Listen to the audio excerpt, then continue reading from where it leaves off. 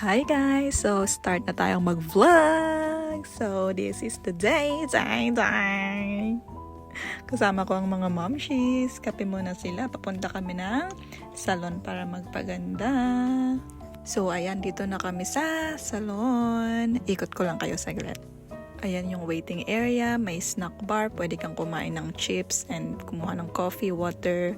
Ayun yung area ng nails for manicure and pedicure, and then ito naman yung sa hair.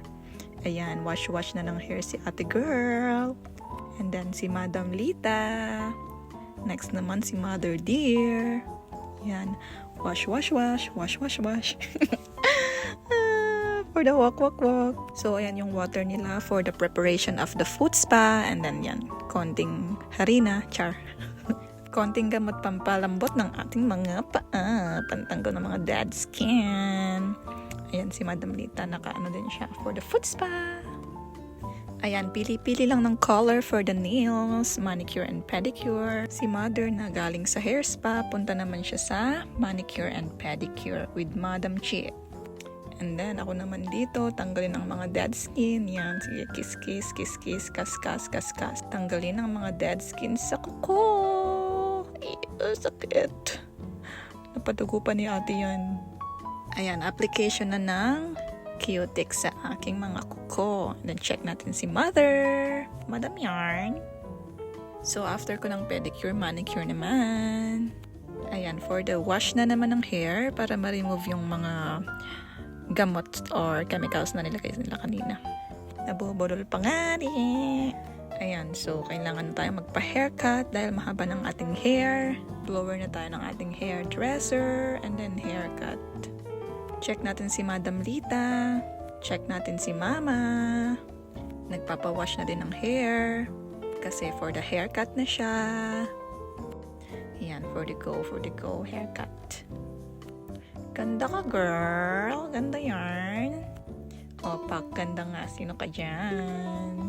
Ito naman yung hand paraffin. Paso-paso pa siya dyan. Ito yung process na naglalagay sila ng candle sa kamay para daw matanggal yung mga pasma or stress sa paa sa kamay. Hand and foot paraffin.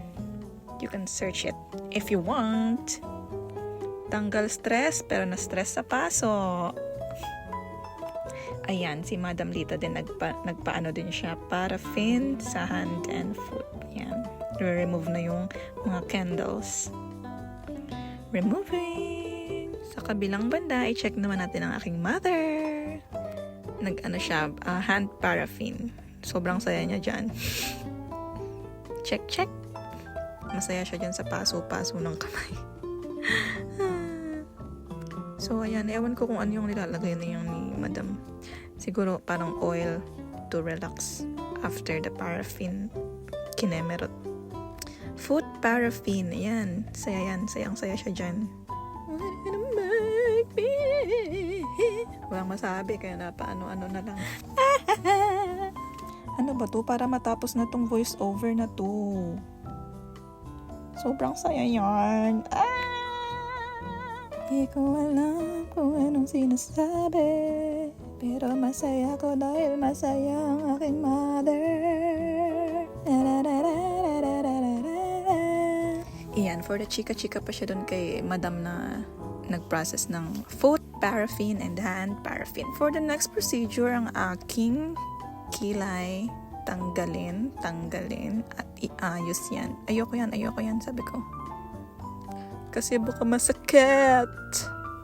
Ayan, for the remove or align mo yung kilay ko. Go, ate girl. Grabe naman ang face. Ayan, almost done na kami sa kilay. For the go. Ano ba yung fast? So, ayan, ikot ko lang ulit kayo dahil kumuha ko dyan ng tinapay sa kanang tubig nila for free habang waiting ka sa other services na ipapagawa mo sa salon. Ikot lang. Charan! Pakita ang mga nails ng mga madam. Di ba yung isa may gold pa siya, oh. Done! And then, kumain kami sa Wimart ng seafood and then beef with soup. Yan, enjoy ang mga mamshi for today. Inikot-ikot ang rice. Ewan ko kung para saan yun. Okay. Doon pala kasi ilalagay yung seafood. Naghihintay na yung mother ko. Gutom na kasi siya. And then, that's it. Happy ang mga mamshi. Thank you, Lord, for the blessing. Dahil na-treat ko ang aking mother kahit papano. Thank you so much every day.